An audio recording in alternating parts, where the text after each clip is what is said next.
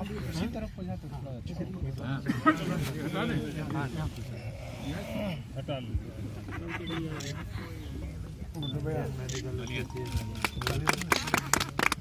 बता दीजिए सर, आज का जो यहाँ का कार्यक्रम हुआ है किस दृष्टिकोण से आप देखते हैं? गोरखपुर क्षेत्र का इंडियन मेडिकल एसोसिएशन के माध्यम से उनके अपना नया भवन बनाने के संबंध में आज उनका शिलान्यास का कार्यक्रम था। उसी में हम लोग उपस्थित होकर अपनी बात रखे थे। उत्तर प्रदेश में सर कोरोना के जो केसेस हैं 8,000 अभी कल के दिनांक में, कितनी रोकथाम के लिए उत्तर प्रदेश सरकार तन्मयता से लगा हुआ है?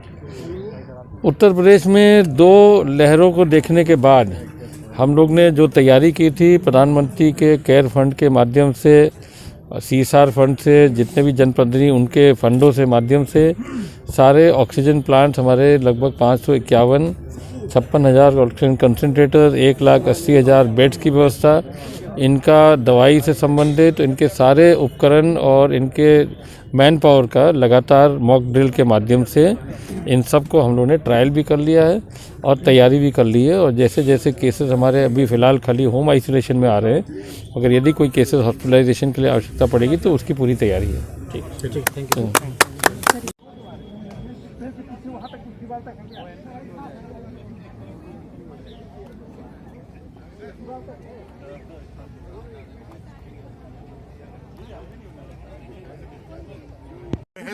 सर, जो आज IMA द्वारा जो भवन का शिलान्यास कार्यक्रम है जिसमें स्वास्थ्य मंत्री जयप्रताप सिंह ने इसका शिलान्यास किया, इसके बारे में क्या कहेंगे? सबसे पहले आपके सभी श्रोताओं को मैं नमस्कार बोलता हूं। मैं डॉक्टर शिव शंकर साई, अध्यक्ष इंडियन मेडिकल एसोसिएशन गोरखपुर का हूं। और IMA भवन का मेन उद्देश्य है आम जनमानस को सुलभ, सस्ती, आसान चिकित्सा उपलब्ध करवाना। जब कभी भी कोई आपदा आती है, कुछ भी आती है, तो हम लोग के पास अपना घर नहीं था तैयारी करने के लिए। अब इसमें हम तैयारी कर सकते हैं, सारी चीज़ें करते हैं। इसमें 4-5 पहलू हम विचार कर रहे हैं। सबसे पहले यहाँ मंद बुद्धि संस्थान खुलेगा, जिसमें दिव्यांग बच्चों का शिक्षण, प्रशिक्षण तथा स्वावलंबन होगा। उनको ट्रेनिंग दी जाएगी, लोग जो दिया जाएगा, उन्हें स्थापित किया जाएगा। दूसरा काम हो IMA ब्लड बैंक की स्थापना की, इसमें परियोजना किए पड़े हैं। तीसरा, हमें फिलिया के फैक्ट्री के लिए लखनऊ जाना पड़ता था, जो IMA ने गोरखपुर ला दिया। जो भी डॉक्टर कौशिक के अंदर में बुद्धा अस्पताल में वो यहाँ स्थापित हो जाएगा। और हम लोग की जो नई टेक्नोलॉजी बढ़ती है, नई दवाइयाँ आती हैं, इससे हमारे पुराने चिकित्सक अवगत रहें, अपडेट रहें। इसलिए कंटिन्यूएशन मेडिकल एजुकेशन प्रोग्राम चलता है, जिसको CME बोलते हैं। वो हर विभाग की, गायनी की, आर्थो की, पीडियाट्रिक, हर डिपार्टमेंट की होती है। वो सुचारू रूप से हमारे घर में होगी।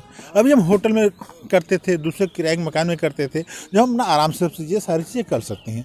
इस तरह की ढेर सारी योजनाएं हैं। कभी कोई आपदा आती है, जैसे बाढ़ आ गई, हम फूड पैकेट कहाँ रेडी करते हैं, कैंप कैसे लगाते हैं, हम ग्रामीण अंचल को कैसे टच करेंगे, दवा कैसे ले जाएंगे। तो ये सब चीज़ें हमारा घर रहेगा तो हमको कोई भी जनहित में, मानव हित में सस्ती, सुलभ, आसान चिकित्सा सुविधा मुहैया कराने के लिए ये हमारे लिए ही नहीं, बल्कि गोरखपुर से पूरे पूर्वांचल के लिए एक वरदान साबित होगा, जिसका मेन उद्देश्य मानव सेवा करना, मानव हित में सस्ती, सुलभ और आसान चिकित्सा उपलब्ध कराना है।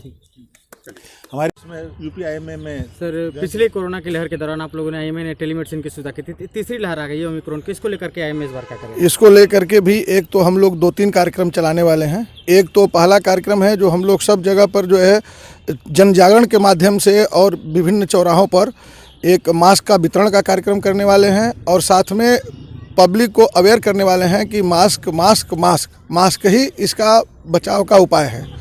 अगर मास्क नहीं लगाएंगे तो ट्रीटमेंट करना बहुत कठिन काम है, बचाव ही इसका उपाय है। और दूसरा, जो भी रोगी आएंगे, जैसे पिछली बार सरकार ने हम लोग अपने IMA के चिकित्सकों के अस्पताल में पिछली बार भी हम लोगों ने बहुत सारे हॉस्पिटल जो चिन्हित किए थे, फिर उनको क्रियाशील करेंगे जैसा सरकार चाहेगी। और फिर उनको उन जगहों पे अगर एडमिशन की ज़रूरत होगी, ऑक्सीजन की ज़रूरत होगी या वेंटिलेटर की ज़रूरत होगी, तो जो जिस तरह के हॉस्पिटल हैं उन हॉस्पिटलों में उनका एडमिशन करके, और जो सरकार निर्धारित दर जो अपना करेगी प्राइवेट चिकित्सकों के लिए, उस दर पर हम लोग सस्ती और सुलभ चिकित्सा उपलब्ध कराने की कोशिश करेंगे, ताकि हमारा जनमानस सुरक्षित और स्वस्थ हो सके। में जो IMA की OPD चलती थी, जहाँ गरीब लोगों का इलाज किया जा रहा है, उसको जब यहाँ भवन तैयार होगा तो यहाँ पे उसको किस तरह से देखें? अभी हमारे पास बहुत लिमिटेशंस हैं कि वहाँ जगह कम है, और वह जगह हमारे अपनी नहीं है, इसलिए हम लोग बहुत बृहद रूप में वहाँ पे नहीं कर पाते हैं। एक बड़े से हाल में सब डॉक्टर बैठते हैं, मरीज़ बैठते हैं, तो प्राइवेसी भी नहीं रहती है। यहाँ पे हमारे पास तमाम रूम बन रहे हैं, अलग अलग विभाग की अलग अलग ओपीडी बनेगी, उसके माध्यम से जो हम कार्य करेंगे। और चूँकि यहाँ पे हमको अपने ऑफिशियल वर्क से भी आना होता है, अन्य शैक्षणिक वर्क से भी काम से भी आना रहेगा, तो हम बहुत सुचारू रूप से और बेहतर तरीके से हम मरीजों को यहाँ पे सुविधाएँ दे पाएंगे। तैयार होने की उम्मीद है? भवन तैयार होने में लगभग 1.5 साल लगेगा, लेकिन अगले 6 महीने में हम लोग कम से कम 2 तल बनाकर यह कार्य शुरू कर देंगे। धन्यवाद।